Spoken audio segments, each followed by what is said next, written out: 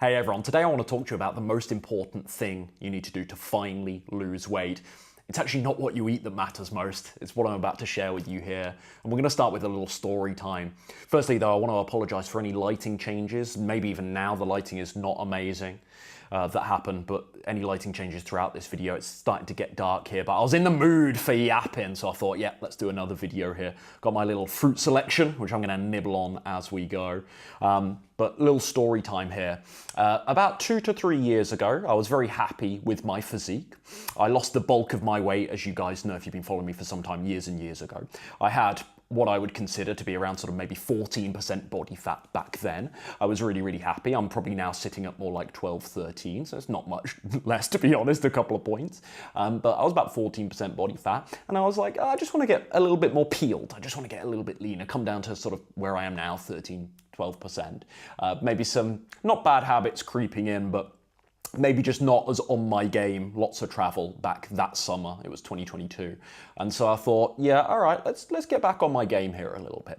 So I actually started, not cleaning up my diet. It was all relatively decent, but I started, all right, let's cut back a tiny bit. What I tend to do is if I'm, want to shred down just a little bit, I'm maybe losing a tiny bit of the rice in my diet, a little bit of potato, not cutting it out. None of that extreme nonsense, keto, no, none of that nonsense, but just cutting a little bit of the grain, a little bit of the potato out my diet, maybe using some more veggies, and started working nicely. A pound or two comes off in the first week, and actually I wasn't weighing, that's a complete lie, I wasn't weighing myself even at the time, but I was what I estimate, I should say, to be a pound or two, and I was checking myself out in the mirror. I was like, oh, this is good, this is good.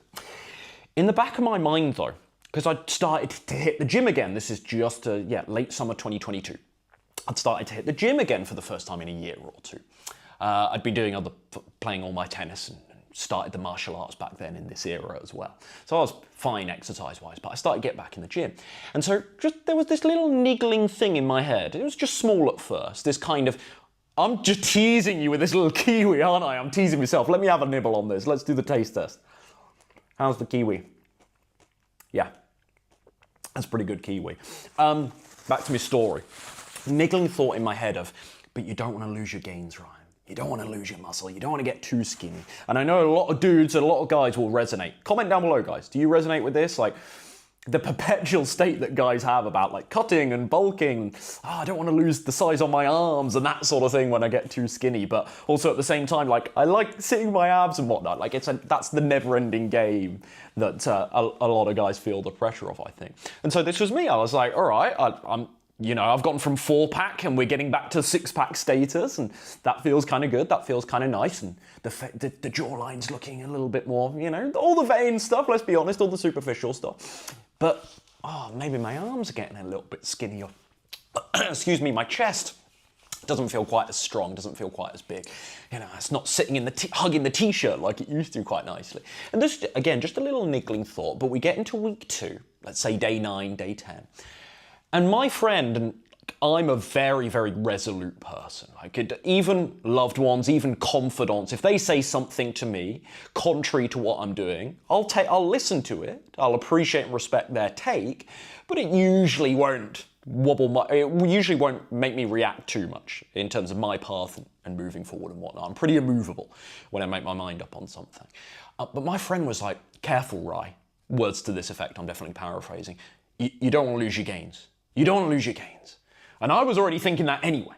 So that was just a little niggling thought anyway. And all of a sudden, I was like, yeah, I think I want some cake. And I remember exactly, it was that Biscoff cheesecake from, what's it called in Bath, where I used to live in the UK? I can't even remember the name of the cafe now. Good Day. That Biscoff, it's not cheesecake, it's Biscoff, I don't know, they call it cookie dough or something, but it's cake. It's a Biscoff cake thing. And that's immediately where my mind went in that exact moment. So 9 days of really policing my diet well and clean eating and feeling really, really good. And it just took that one comment. But it wasn't that one comment, because it was just confirming a fear that I had. That if I kept losing weight, and leaning down further, which was my original goal, that I said I was going to stay true to, I wasn't there yet. I wasn't at 12, 13% body fat yet. It was coming. but I wasn't where I wanted to be yet. That was my true goal that I should have honored. And I was like, no, I want some cake. Now, I didn't do it on this occasion. And so that was good. And I've got all my experience. Like, I know this stuff. I know how I think relatively well. I'm not perfect. I know, no one knows their blind spots fully, do they? But I know my little weaknesses. I know where my self-sabotage is. And I heard it and I said, oh, there he is. There's that little gremlin. That reminds me of old me of the past. And that's the level of self-sabotage we can have here, guys. That was my internal resistance. And that's what I want to talk to you about today, to cut to the chase, is internal resistance. And this is more important than what you eat. And that's not to say what you eat doesn't matter, because it does. And I've made 300 videos on why what you eat matters so much. But this is like a fundamental mindset issue that permeates, that leaks into all of your actions and habits. So it leaks into your behavior. So it's really, really important to get this stuff right, these mindset fundamentals. And for me, letting go of that internal resistance to stories, to insecurities, self-sabotage, it's been really, really crucial, I think, to now maintaining, I have these periods where I might gain a pound or two, as I'm talking about in this example, in this story, but to maintaining now for 8-9 years since my initial breakthrough 10 years ago. Maintaining a weight I'm really largely very happy with. My physique has changed a little bit in recent years. As many of you have observed, I feel a little bit fitter and I've put on some more muscle and I have leaned down a tiny, tiny bit since this story I'm telling you, but generally, like, we're talking a couple of pounds over the last couple of years. And I think one of the key principles there is I'm very aware of where my own internal resistance is. And this particular story, as a case study here, was that narrative of, well, you don't want to get too lean because you might lose your gains. And by the way, that was rooted in something valid, and that's the dangerous thing about that particular story, is that particular excuse rather, is there's something real about that. That is what happens when you lose body fat. You do become a smaller entity. It's not to say you will definitely lose loads of muscle, but you do become a much smaller entity in many cases. And so, but it doesn't matter, because that wasn't my goal. My goal was to lose the fat. I didn't mind if I lost half an inch on my arms. I wouldn't cry about that, because I wanted to lean down, and I know what comes with that, and I know I will lose some size with that. Doesn't necessarily mean I'm losing muscle, but it might be the perception that I'm smaller. But it was just that one thought that put me into this place of scarcity that immediately sent me towards the cake. And it's those old associations of the past coming through to where I'm looking for evidence as to why I shouldn't continue the path I'm on. And so that's why, today, what I want to warn you about, I suppose, if I'm in any position to do so, is the most important thing you can work on to finally lose weight isn't necessarily what or how much to eat, or what you're doing in the gym, or how many steps you do per day, what you're doing for exercise, or sleep, hydration, etc., etc. Of course, those things are important. But I want to talk more about the deeper, sort of more fundamental behavioral and mindset, emotional stuff here, which is you have to be able to destroy your own internal resistance.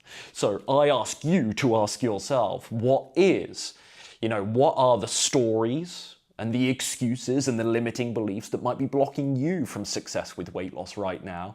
Is it menopause? And your doctor has told you it's impossible for women to lose weight in menopause. Load of BS, by the way, if you ask my opinion on that, but I've covered that many times. Is it the narrative? This is something I see often with clients. They're very transparent about it. Well, Ryan, I'm scared that I won't be able to maintain the weight after I lose it anyway. So what's the point of even trying? What's the point of even bothering? And I'm like, hold on, we're not even there yet. Don't use that as an excuse now. We'll counter that when it comes. We'll work on destroying that belief when it comes. But this is what people will do. It's like, you're not even at a point where you're ready to maintain. You're sabotaging your diet on the way down because you don't think you'll be able to. And this is some hypothetical situation in 6 months' time where you don't believe you'll be able to maintain your lower weight. It's like, you're not even there yet. But this is what we will do. This is the internal resistance that stops us. Is it that narrative, and this is obviously a very common one, perhaps the most, oh, I won't be able to eat my favorite foods anymore. And letting go, again, the internal resistance here being the story of sacrifice, letting go of those food addictions and afflictions and the comfort blanket and the nostalgia and all the feelings and the feelings rather that you associate. It's not that the food provide the feelings, but the feelings that you associate with certain foods, the nostalgia, the pick-me-up, the stress relief, all of these habits that we've created around food, largely naughty food in the modern world, in the modern age. That might be the internal internal resistance you need to let go of. But again, I want to stress, it's not true that you have to sacrifice all of your favorite foods for the rest of your life to maintain a nice, slim, healthy, fit physique, a strong physique. You don't need to do that. You know, it might be hard if you want to be 6% body fat like a bodybuilder, then yeah, you're going to have harsher rules. But I know my audience relatively well at this stage. I know my clientele extremely well. And, you know, you guys are just an extension of me because I make the content that I wish I had years ago. And therefore, I'm just going to attract people with my mindset. My mindset is I just want a nice, slim physique. One that was kind of normal and very commonplace, sadly, 20 to 30 years ago. I want to have a little bit of fitness, but it's also about health too. It isn't just a vanity aspect. I'm not looking to be, I do like the gym, but I'm not a gym rat necessarily. I don't have the bar set so high that I think I need to be a fitness model. And again, sub sort of 10% body fat, you know, that's not enjoyable for me. That's not healthy nor sustainable for me. It's probably not really realistic, certainly to maintain for any long period of time, extended period of time. And so for me, it's just about being, you know, relatively slim, healthy and fit. That's all I want. And you don't need to come back to my point, you don't need to sacrifice all of your favorite foods forever to do that. You're not going to be able to eat them maybe in the quantity that you currently are, but this is the BS that people tell themselves in many cases as a reason to quit. And I want you guys to watch for that self-sabotage stuff. It's really, really dangerous. So this, I think, is what you need to let go of. If you finally want to lose weight, this is the thing to work on. How can I destroy my internal resistance? How can I let it go and fully, without hesitation, without resistance, excuse me, without reservation, I combined about 3 words there, but they all work. They're all relatively interchangeable. But without the internal resistance, how can I fully embrace the rite of passage and the requirements, the laws of weight loss that I really need to abide by to actually get the goal that I'm telling myself that I want, and I do for the most part feel that I want, but I let those little voices, proverbial voices in my head, the little gremlins as I always call them, talk myself out of this stuff when I'm in a weak moment, like I almost did with the old Biscoff cookie dough cheesecake. It wasn't a cheesecake, extravaganza, whatever it might be. So just watch for this stuff, guys. Where are your excuses? Where are they? And how can you release them? How can you let them go and fully, what's the word I'm looking for? Submit, I think, because it's not easy and it does require strictness and intentionality at times. And there are going to be crossroads moments where you need to make a healthy choice rather than an unhealthy choice, a weight loss friendly choice, rather than a weight gain choice, a weight gain promoting choice. And yeah, you know, the cravings disappear in time, the new healthy habits get built, and losing weight and eating well, it gets so much easier, I'm telling you. So there is this light at the end of the tunnel where through consistency, you really change as your behavior and tastes and habits change. And that makes the process easier, but there are still going to be some really hairy close calls and some crossroads moments, and you're going to have to sit there and fight it out with those little stories about how it's never going to be possible for you anyway. You've tried this before. Who are you kidding that's going to work this time? Oh, menopause. Let this go, guys. Let this go. And just remember that it's all just boils down to your next choice, just making a right choice. Ground yourself in the day-to-day of it. I just need to make a right choice right now. And that's got nothing to do with me being in menopause. It's got nothing to do with the speculative scenario or the hypothetical rather scenario of weight maintenance in 3 months' time. I'm not there yet. That's nothing to do with you eating a burger versus some mango. That's nothing to do with it. It's all BS. But sometimes we're looking so desperately for evidence that we should quit, because it gets tough in moments. Don't do it. So free yourself from that internal resistance. I'm repeating myself now. Hopefully this was really, really useful. And I think this is actually more important and more fundamental than what you eat. That's my controversial little hot take here. And this is from a guy that's made a lot of videos telling you about what I eat and how important that is. But this is the fundamental stuff. This is the deeper stuff. And through this, the actions manifest in many cases.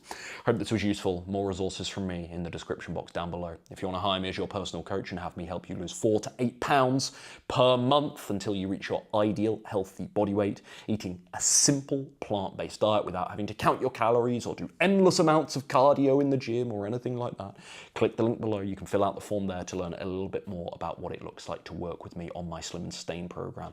530 clients over the last 5 years through that program. It's been amazing. So if you want to join the squad, fill out the form to learn a little bit more down below. I've also got some other resources there. You'll see links to my Instagram, other social media, etc., etc. Okay, speak soon, folks. Take care.